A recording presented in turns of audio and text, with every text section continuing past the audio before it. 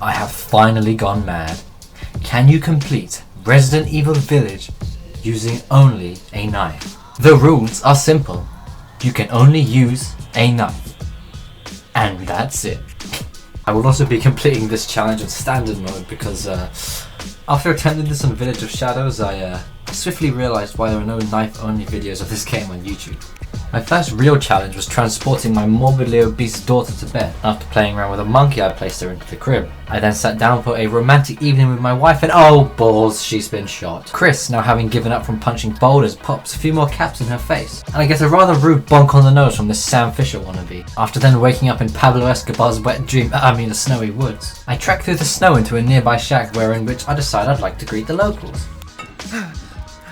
Well, I did not know they were French. Continuing my voyage, I stumbled across a definitely not RE4 rip-off castle. And on my way down, I stumbled across what remains of the Fortnite fanbase. I continued into a house, and there it was. The knife, in all of its glory. So I quickly picked up what my weapon of choice would be for the remainder of this playthrough, not hesitating to smash boxes on my way through. I came across this gentleman who decided that a face full of lead would be a suitable greeting, and after offering me a gun which would ruin this entire playthrough, he was quickly pulled to the ceiling and punished for his sins. Not long after, I found myself under the floorboards, and after Ethan's abysmal dialogue, I too found myself punished by getting my bloody hand bitten off. And now, the real challenge has begun. My first enemy with only a knife. Being the brave soul that I am, I made a quick dash for the RE7 bolt cutters, and as I stepped out of the house, I watched as my foe fled in fear. Like a Jewish doctor with the foreskin, I made a quick incision into the change, and soon I had escaped the house. Although it was out of the pan and into the fire, as I had found myself victim to quite another vicious attack. I had no choice but to fight this foe, and I found that staying above him and taking pot shots was the most efficient way to take him out. Despite almost dying in a rather embarrassing way, I was able to overcome the lichen. Ethan 1, RE 8-0. And that's when I realized this was gonna be a long ride. And then I suited myself up for what I believe was going to be the most frustrating 4 minutes of my life. You see, this upcoming part is completely time-based, and having struggled with this with guns in the past, I did not have high hopes. Yet having played this part numerous times in the past, I found that hiding out in the crawl space and then waiting for the arrows to come was the way to go. All was going well until this one stray lichen buggered the whole thing up and I had to run to the next household. After barricading myself in, I began knifing the lichens off the windows and off the shelves, although as the knife's range proved to be too small, the lichens got in with ease. As I foolishly attempted to knife the explosive barrel, it was clear that the plan was about as successful as Cyberpunk's console release, and so I made a dash for the roof. To my own surprise, I managed to survive the entire 4 minutes of my first try, and I gave out a great sigh of relief once the scripted event played and the lichens retreated back to their stronghold. I quickly had some words with the old folk of the village and grabbed the maiden's crest, ignoring the shotgun which lay next to the typewriter. I made a brave trek through the fields and came across the 2 chaps from the demo, who definitely won't die within the next 30 seconds. Without a shadow of remorse, I grabbed the demon's crest and placed it into the door. It was now time for the castle of Mama Milker's, tall lady, Dimitrescu. Upon entering, I found that Magneto had actually found new employment outside of the X-Men universe, and in fact wasn't too happy of my arrival. I found myself in what only could be described as being thrown headfirst into a cesspool as I ran for my life in Heisenberg's ridiculous saw-like trap. I had barely escaped by the skin of my teeth, and after paying my respects to the Among Us fanbase, I was finally able to enter the castle. But before meeting the man, the myth, the legend, the RE4 ripoff himself, the Duke. With all my might, I pushed open the castle doors and rather rudely began smashing all the fine china that was in sight. I then made a dash to the front door, and what ensues is probably the best cutscene in the entire game. And no reason why or anything, just no reason. Upon arriving in Dimitrescu's bedchamber, she actually granted me with a free simp card for her, based on how she had been presented in the community. However, once it was let slip that I actually simped for her daughters, she was rather unimpressed and strung me up like a modern day Jesus. After tearing my hands out of those vicious hooks, I went over and grabbed myself some of that sweet sunny deep, snake juice. But remember, this isn't Dark Souls. I quickly scurried out of the room and grabbed the maroon eye ring on my way out. I then returned to the Duke and I realized something. Playing this game knife only meant I could sell all the guns and ammo that I weren't using, meaning that I was going to be one rich boyo by the end of the day. I smashed some more china and then went to put the maroon eye ring to use. Although upon entering the room, it seemed that one of Dimitrescu's daughters had had a change of heart about me and was more intent on slicing my throat than anything else. I made a swift escape through a dungeon, but then was once again faced with Bella, giving me my first true boss fight of this all-knife run. Despite the tragic circumstances, the fight itself proved no real challenge, and I was able to bag myself the first boss fight of the game. and to think we had something. Emotions aside, I pressed on and was able to bag myself a wine bottle covered in blood, which I was then able to use to get the courtyard key. I made another quick stop at the Duke and then pressed on through the courtyard, making another close call with Lady D in the process. It then became known that I had to do another bloody puzzle. Literally, this is a puzzle full of blood. I opened up the floor and then began my trek down, noticing a very similar basement to my own. That was a joke, don't put me on a list please. After ascending from the depths of hell and once I stole her key, Domitress was once again very unimpressed with me and began slamming my bloody face against the floor. Once again I found myself under the floorboard, though luckily this time Ethan had no abysmal dialogue to follow this up. Not a minute had passed before Lady D started making chicken coriander out of my wrist. And in a daring escape I was able to get my hands on the Mask of Sorrow. How fitting. I continued to press on through the castle, and after having a vibe session on the piano, I was able to get the Iron Insignia key.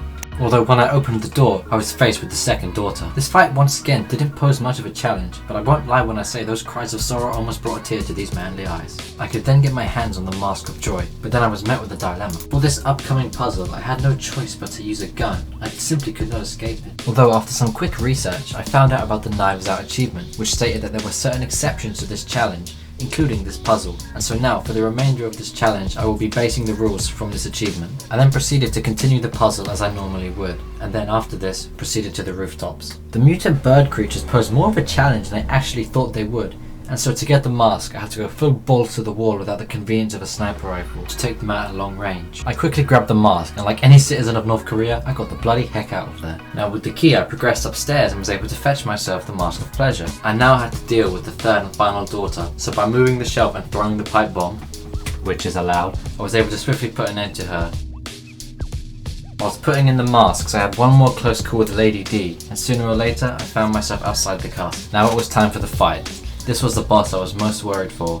Thankfully, from my knowledge of Bloodborne and Dark Souls, I knew that getting under those legs and smacking away at that big booty was the best way to deal with these beast-like bosses. All in all, this fight took 30 bloody minutes. Now most of the RE fanbase would probably kill to have 30 minutes with Dimitrescu, but it actually got to the point where I was questioning if the knife was actually dealing damage to her body, or if somehow I had to find a way to target her torso. I was overjoyed when the cutscene played to signal the second phase, and I was determined to end the fight as quick as possible, as I was not spending another 30 minutes on this piece of crap. I found that sticking to her right side like glue gave me perfect windows of opportunity to attack her without actually getting hit myself. And after 10 more grueling minutes, the fight was finally over. I gave her one final spank, and then the first flask was mine. I had a few more words with the old hag of the village and found myself at the altar with the Duke. After revealing the contents of the flask, I think that the scariest part of the game was figuring out how the hell that obese baby's head fit into that tiny flask. After greeting some more of the locals, I was able to obtain the four-winged key and was able to progress to the First Lord of Cinder. First Lord of the village. Using my 500 IQ, I was able to ace the puzzle and then found myself face to face with the most grotesque abomination in gaming history. Like a fascist country looking at free rights, I said hell nah, and I decided to get the heck out of there. Now I could face off against the Second Lord. I never thought I'd say this, but I thoroughly enjoyed ramming those scissors into that psychotic doll's skull, and after a few minutes I had obtained the second flask. I ignored the OP shotgun and then headed down to the Third Lord, not before getting my ass handed to me by whatever the hell this is. I realised that fighting it is most likely suicide, and so I decided to stealth my way across towards the swamp as opposed to fighting the beast head on.